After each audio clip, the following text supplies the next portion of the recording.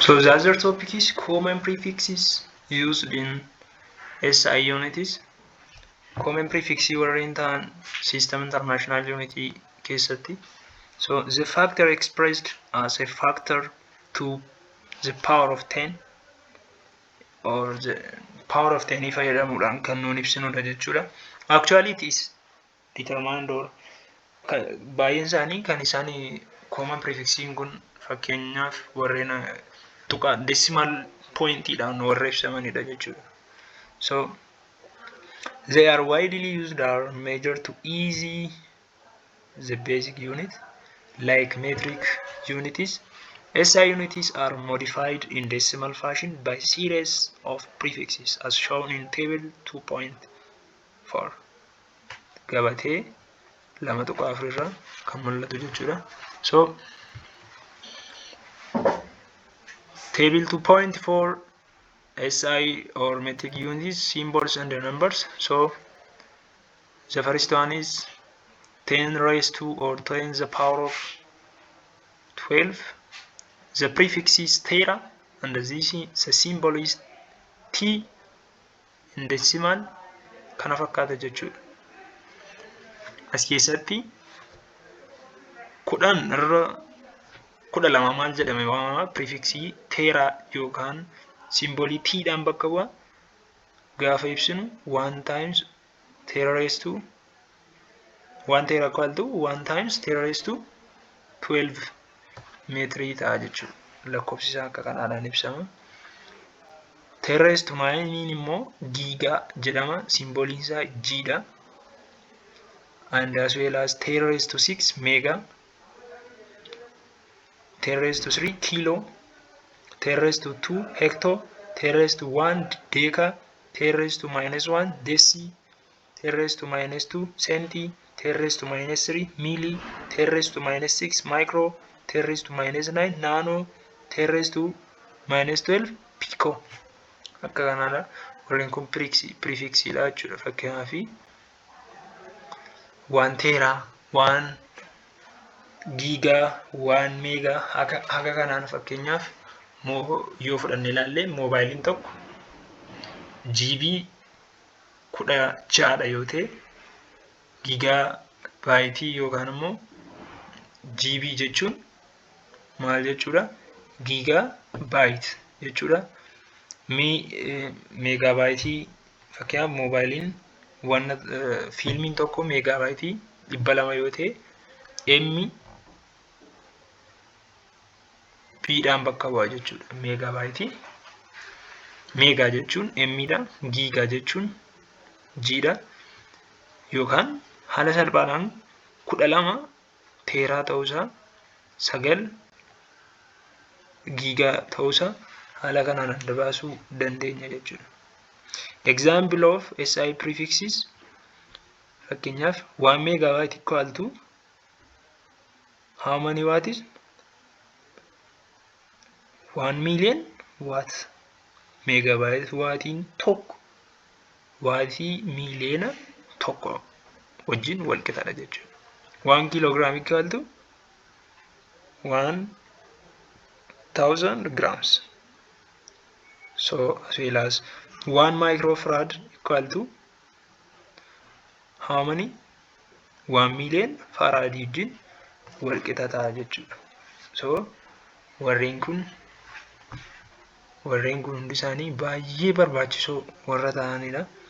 Warreen kana adda baasuun dirqamadha jechuudha. Kanaafiyyuu haala salphaa ta'een qabachuu ni dandeenya jechuudha. Fakkeenyaaf tera raised to -12 gaafa ta'u maalidha?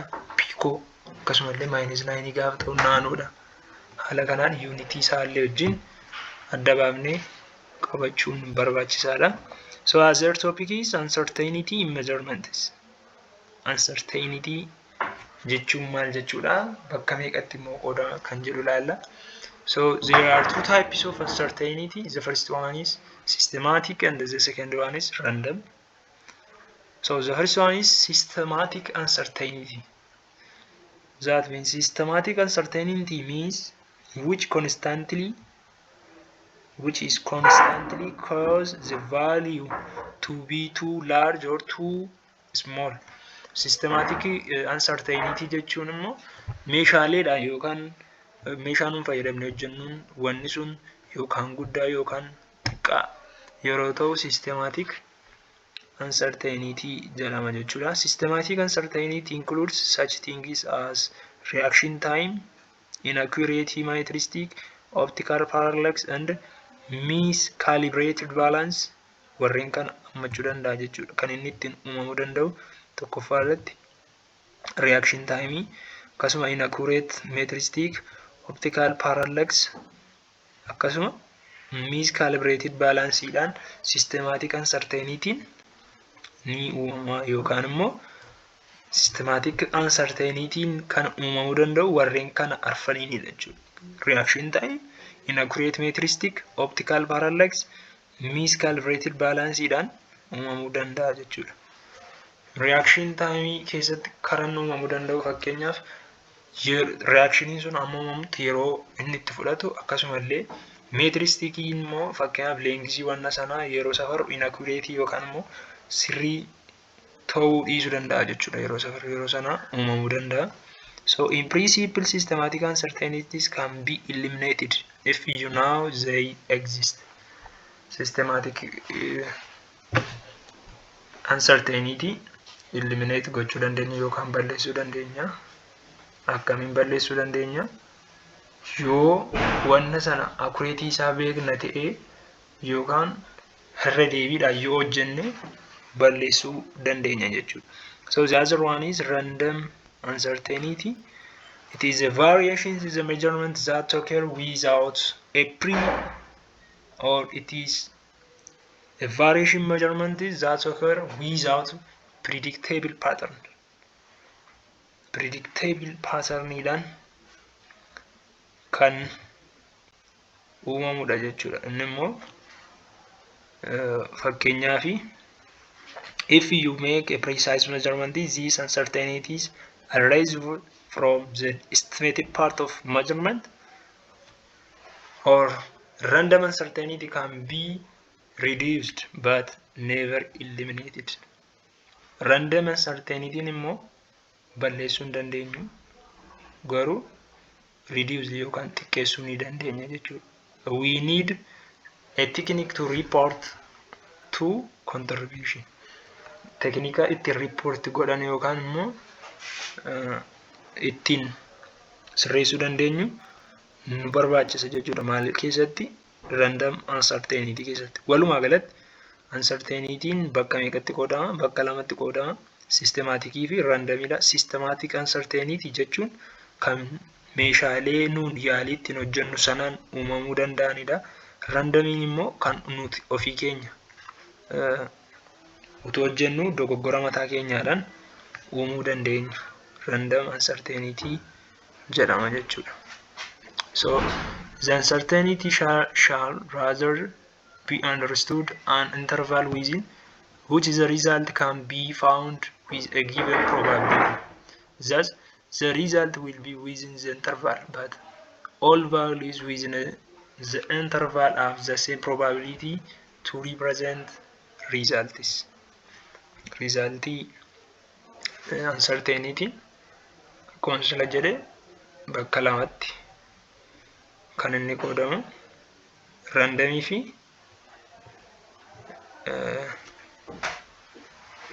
systematicidha. Systematikiin maal gochuu dandeenya? Eliminate goone gochuu ni dandeenya. Randomii garuu reduce gochuu dandeenya malee maal gochuu hin dandeenyu jechuudha. Eliminate gochuu hin dandeenyu jechuudha. So for example example kana yoo laalle uncertainty calculate gochuudhaaf example kana irraati arguu dandeenya. Fakkeenyaaf the first reading is 66 and reading 2 65 and reading 3 61 meaning isaa 64 ta'a jechuudha. Barataan inni tokko 66 diameetirii yoo safare inni tokko inni lammaffaan 65 inni sadaffaan 61 safaree kanaaf kana sadan walitti daanee 3 irraa meeqa arganna giddu galeessaan 64 arganna. So the uncertainty in the mean value 64 can be calculated. Naafiyyuu 64 arganna jechuudha. Fakkeenyaaf barataan tokko yaalii wayii tokko for example metal canisterii yoo safaree barataan tokko 66 safara, tokko 65, tokko 61 yoo safaree kana sadan walitti daanee 3 gaafa irru giddu galeessaan 64 arganna jechuudha.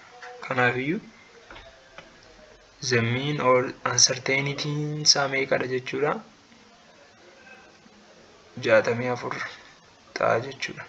So the formula of uncertainty is percentage of uncertainty equal to absolute uncertainty over measurement times 100. Fakkeenyaafi uncertainty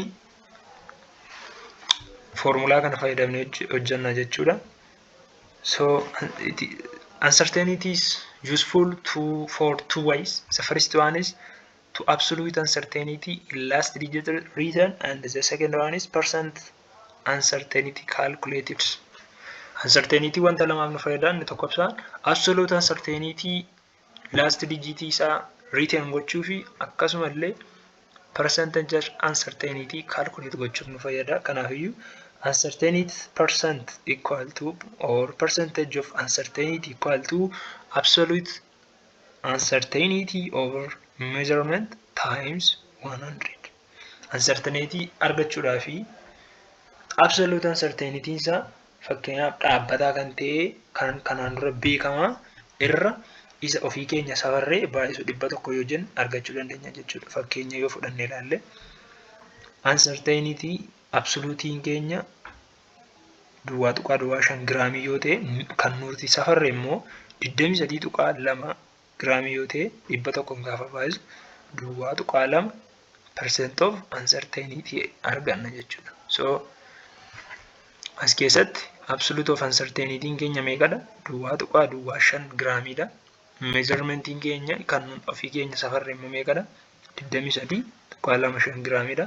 Kanaafiyyuu percent of uncertainty keenya 100 ta'a jechuudha. Duwwaa tuqaa 2 ta'a jechuudha. Dhiifama.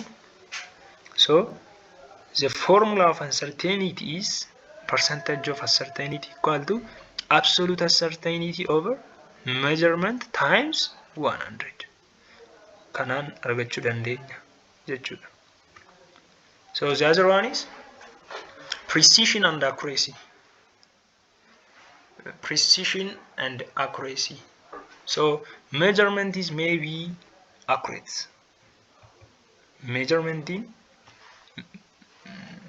accuracy ta'uu danda'a, meaning that measured value is the same as the true value. Kan nuti safarree accuracy means the measured value and the truth values the same. Accuracy jechuun maal jechuudha? Measured value keenyaa fi truth value keenya the same gaafa ta'u yookaan wal qixa gaafa ta'u jechuudha. Fakkeenyaaf truth value keenya 25 yoo ta'e wanni nuun safarree measured value keenyas 25 yoo ta'e accurate dha jechuudha wanni kun. Kanaafu accurate means the measured value and the truth values the same.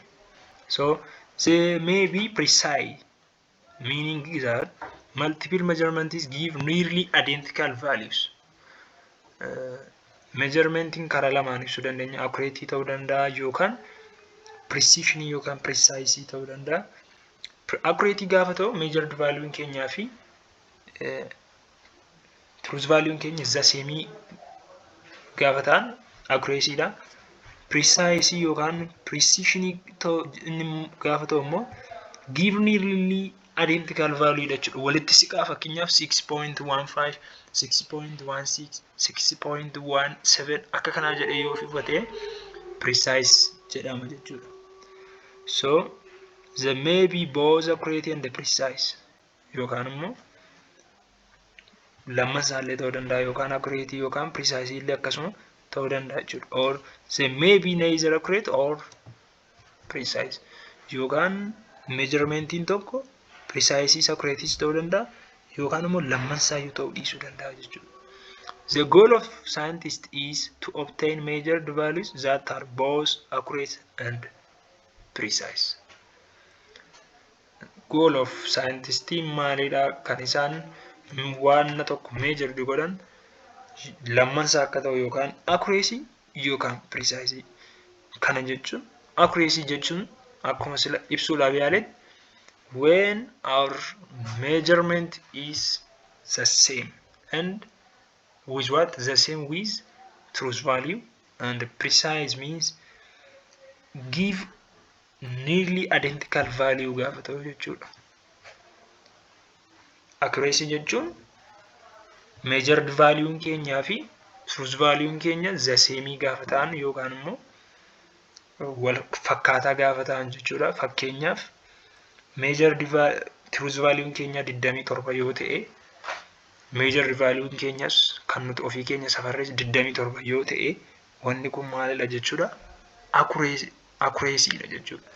Precisioniin immoo yookaan precisiin immoo wanti nun irra deddeebiidhaan multiple measurementidhaan yookaan barataa 5 taanee gosa meeshaama tokkoon ofii keenya barataan 5 wanna tokko yeroo safaru fakkeenyaaf wanni tokko safarrisaa 7 yoo ta'e yookaan 7.2 yoo ta'e barataan inni tokkoffaan 7.5 barataan inni lammaffaan 7.7 akka kanaa yoo safaree yoo walitti siqatee inni immoo maal jedhama?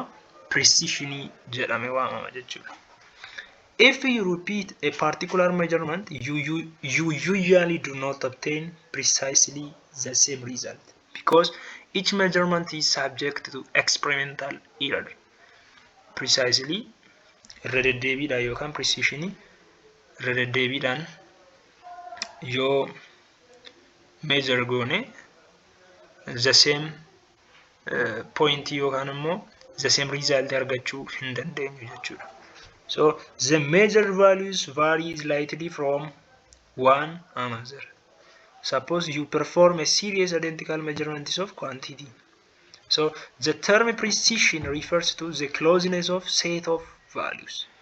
The precision it refers to that the closeness of set of values obtained from optical measurements of quantity, and accuracy means accuracy refers to the closeness of single measurements of true value.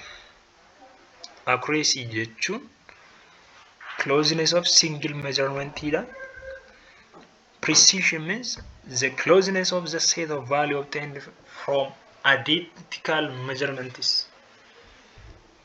So the difference between accuracy and precision is precision means it is gives nearly identical values, and accuracy means it is the same when the measured value of a measurement and the truth values the same. So walitti dhufeenyi yookaan garaagarummaan isaan kana gidduu jiru kanadha jechuudha. Example 2.4 precision and accuracy. So the hierarchy target is in figure 2.5 show marks that represent the results of 4 sets of measurement. The first one is a precise but inaccurate set of measurements. The second one is an accurate but imprecise set of measurements. C set of measurements that is both precise and accurate. For measurement is neither precise nor accurate. Inni jalqabaa kun precise ta'uusaa agarsiisa garuu inaccurate dha. Precise jechuun immoo maal jenne multiple measurement gives nearly identical value warra nu laatanidha jechuudha. Warri kun hundi isaanii precise dha garuu inaccurate dha jechuudha. Kun immoo maalidha? Accurate dha garuu imprecise dha. Inni kun immoo precise accurate dhas jechuudha. So inni dhiira jiru lammansaayyuu hin ta'u yookaan lamasaayyuu miti jechuudha. So the other one is significant figures. So we must be always carefully in scientific work to write proper number of significant figures. Significant figure mana kutaa yaalii yookaan experimentii keessatti baay'ee nu fayyadu. In general, it is fairly easy to determine how many significant figures are a number by using the following rules. Seerota jiran kana fayyadamne significant meeqatu jira jennee adda baasuu dandeenya. The first one is any digit that is not zero is significant. Lakkoofsi kamiyyuu zero kan hin qabne significant number jedhamee waamuu danda'a. For example, 845 centimeter. Significant meeqa qaba? 3 qaba. Zeroon hin jiru waan ta'eef 1, 2, 3. So it have 3 significant figures as well as, for example, 1.234 kilogram. Kunis meeqa qaba? Zeroon hin jirtu waan ta'eef significant 4 qaba jechuudha. So the first one is any digit that is not have zero is significant figure, and the second one is zeros between non-zero digits are significant. For example, 606 meter contains 3 significant. Nettaan immoo zero lakkoofsota digitii ta'an gidduu fakkeenyaaf lakkoofsa 2 gidduu zero yoo jirti ta'e maalidha jechuudha? Significant figure dha. 666 yoo fudhannee ilaalle significant figure meeqa qaba? 3 qaba. Fakkeenyaaf 666 yoo fudhannee ilaalle akkasuma significant figure 4 qaba jechuudha. 666 yoo jenne 0 2 jira gidduu 2 jira, kanaafiyyuu significant figure keenya 4 ta'a jechuudha. So for example, as well as 40,501 kilogram contains 5 significant figures. Tokko, 2, 3, 4, 5 qaba jechuudha. So kanaafiyyuu zeros between non-zero is significant figure. The third one is zeros to the left of the first non-zero digit are not significant. Zeros left for the first non-zero. Zeroon lakkoofsota non-zero digitii warra ta'an fuula dura yoo jiraate significant figure miti jechuudha zeroon. Fakkeenya yoo fudhanne ilaalle 0.08. Kanaafiyyuu significant meeqa qaba jechuudha? Tokko qofa qaba jechuudha. Lakkoofsa dura kan lakkoofsa warra digitii zeroon taane dura kan dhufe maalidha? Zeroodha waan ta'eef zeroon kun lamman significant figure miti jechuudha. Kanaafiyyuu significant figure meeqa qabna? Tokko qabna jechuudha. Akkasuma duwwaa tuqaa duwwaa 0 tuqaa 0 0 0 0 3 4 9 kana keessatti significant figure meeqa qabna? Ishee lakkoofsa kana ishee digitii zeroon taane kana qofa fudhannaa jechuudha. Meeqadha isaanii? 3. Kanaafiyyuu significant figure 3 qaba jechuudha. Kun immoo meeqa qaba? It have 1 significant figure dha jechuudha. So the first one is if a number is greater than 1, then all zeros written to the right of the decimal point group it is significant figure. Yoo lakkoofsi keenya greater than 1 dha yookaan immoo irra guddaa lakkoofsa tokkodha yoo ta'e karaa akka mirgaa keenyaan decimal point yookaan tuqaadha booda 0 yoo jiraate significant figure dha jechuudha. Fakkeenyaaf 2.0 milligram lamaan kun maalidha? Lakkoofsi lama asitti greater than 1 dha. Zeroon immoo decimal point booda jira. Kanaafiyyuu 2 significant figure qaba jechuudha. Kanaaf 2 significant figure qaba jechuudha. Akkasumallee 3.040 yoo fudhanne ilaalle 3 greater than 1 dha. 0.40 keenya kun immoo 0 decimal point booda wanta dhufe it have 4 significant figures. So the 5 rules is for a numbers that do not contain decimal points and the trailing zeros after the last non-zero may or may not be significant. For example, Lakkoofsi immoo tuqaa utuu hin qabaatiin booda 0 yoo dhufe lakkoofsi kamiyyuu yoo dhufe yookaan significant figure ta'uu danda'a yookaan ta'uu dhiisuu danda'a. For example 400 cm. Kun amma asitti maalidha jechuudha? It have maybe 1 significant or 3 significant, but it have only 1 significant lakkoofsa tokko duwwaa qaba jechuudha. 1,400 wanta jiruu fi decimal point wanta asitti hin qabaannee fi akka seera afuraffaa jedhu kunitti infaalleessa jechuudha. Seera afuraffaa kana infaalleessa jechuudha. Afur irra guddaa tokkodha garuu afuritti aanee 4 fi 0 gidduu tuqaa yookaan decimal point nutu jiraate ta'e 3 significant figure qabaachuu danda'a. Amma garuu tuqaa waan nan jireef afurii kana duwwaadha significant figure keenya jechuudha. Kanaafiyyuu it have only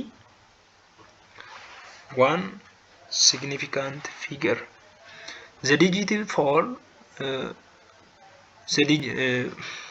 it have 1 significant figure or the digit 4. So 2 significant figures 40 or 3 significant figures akka kanallee ta'uu danda'a jechuudha. Yookaan dhibba afuriin kun seentimeetiriin asitti significant figure tokko qabaachuu danda'a. Lamas ta'uu danda'a 40. Dhibba afur kunillee 3 ta'uu jecha. We cannot know which one is correct without more information. So dhibba afur seentimeetirii asitti tokko lama sadii qaba jechuu hin dandeenyu. Maaliif informationii gahaa hin qabnu waan ta'eef. But yoo haala kanaadhaan fayyadamne 4.00 times 10 raised to 2 dhaan haala kanaan yoo fayyadamne dhibba afurii kana significant figure sadii qaba jechuu ni dandeenya jechuudha. Innis akkamitti tokko lama sadii jira. Kanaafiyyuu akka kanaan baruu dandeenya. Yookaan immoo haala kanaan yoo dhufe dhibba afur dhibba shan dhibba torba jedhee yoo dhufe significantiin isaa meeqa jedhee yoo nu gaafate salphaatti kan nu barreessuu dandeenya. It is ambiguity or ambiguous jechuu dandeenya jechuudha. Ambiguous jennee yoo barreessine argachuu dandeenya jechuudha. Ambiguity yoo jenne argachuu dandeenya jechuudha. So if akka kanaa yoo dhufe yookaan tokko qaba jechuu dandeenya yookaan lama qaba jechuu waan hin dandeenyeef salphaamatti maal jechuu qabna? Ambiguity dha jennee barreessuu dandeenya jechuudha. A second set rules specifies how to handle significant figure in calculation. Calculationii significant figure akkamitti calculate akka gochuu dandeenyudha. The first one, in addition to the subtraction, the answer cannot have more digits to the right of the decimal point than either of the original numbers. Addition if subtraction yookaan ida'uu fi hir'isuu keessatti maali akkamitti daana akkamitti hir'isuu dandeenya kan jedhu waliin ilaalla. For example 89.332 plus 1.1. So directly akka kanaan daana jechuudha. So 90.432. So one digit after the decimal point is round off to 90.4 achiisa jechuudha. 32 kana dhiisne 90.4 kan siqudha jechuudha. In subtraction 2.097 minus 0.12 over so kanammoo yeroo walirraa hir'isnu 1.97 ta'a. Kanaafiyyuu round gaafa goonu yookaan yeroo 6 ni maal ta'a 1.988 ta'a jechuudha. So the second one is in multiplication and division, the number of significant figures in final product or quotient is determined the original number that has smallest number of significant figure. So as keessatti immoo 2.8 times 4.5039 equal to 12.61092. Kanaafiyyuu round off gaafa goonu tuqaadha booda isheen jirtu kun round goote jechuudha. 1.112 isa ture gara 30. So and as well as 6.85 over 112.04 equal to 0.06113887889. So to zero round goonu kanammoo 0.0611 ta'a jechuudha. Multiplication fi division keessatti raawundii gaafa goonu haala kanaan ibsuu dandeenya jechuudha. So the third one is keep in mind that exact numbers obtained from definition, such as 1 feet, 12 inch, where 12 is an exact number, or by counting the numbers of objects can be considered to have infinity or infinity number of significant figures. So for example, determine the number of significant figures. The following measurement is A irratti 394 centimeter. So sirii isa tokkoffaa kana yoo ilaalle sirii it have 3 significant figure. How? Seerri jalqabaa keenyaa inni jalqabaa yoo yaadattu ta'e lakkoofsi kamiyyuu zeeroon qabu yoo ta'e significantiidha jedha. So 394 in zeeroon waan hin jirre it have 3 significant figure because each digit is a non-zero digit. So the other one is 5.03 gram. 5.303 gramiin kun immoo 3 ta'a jechuudha. Seera isa gubbaarrattis ilaallee irrasa because zeros between non-zero digits are significant. Zero lakkoofsa non-digitiin ta'an lamaan gidduu wanta jiruuf kanaaf maal taati jechuudha. Significantii 3 qaba jechuudha. Haaluma kanaan isaa fi kana ilaaluu dandeessu. So